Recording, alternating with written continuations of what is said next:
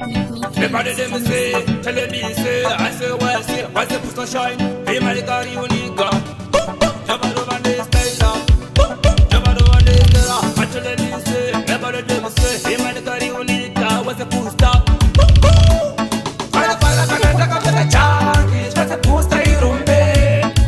Para kana taka. What's it on the poster? You see K-Sharks, you BRK boss. 28 August, Chaka Chaya. Booster birthday bash. Please guys, never forget. Yeah, man. 28 August. Booster birthday bash. Chinaka Chaka Chaya Genga. Booster sound to the maximum. Alongside the operator, Minx P, some artists will be there, will be available. Chinaka Jarok Mafia. Jarok Mafia ndo anakati batala mshina. So don't forget guys, kuti 28 August. Booster birthday bash. Chinaka Chaka Chaya Genga. Go maranga chirowane. 6 o'clock until late. Don't forget guys. We're not going to party on YouTube, for Facebook page, or Booster Sound. We're going to step up. We're going to party online.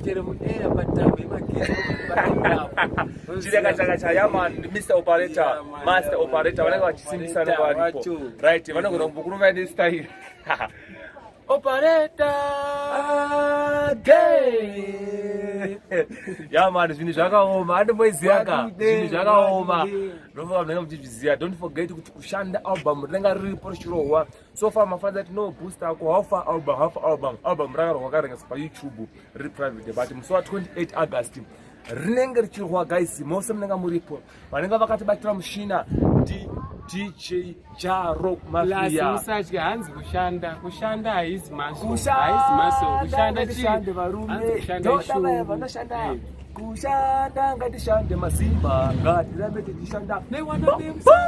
Tovaruva nestara kunyangwa vakadisa once a dance of Booster to the maximum. Yeah man, don't forget 28 August. Canada tune. Everybody them say, tell me say, I say well say, what's the push shine? Hey my car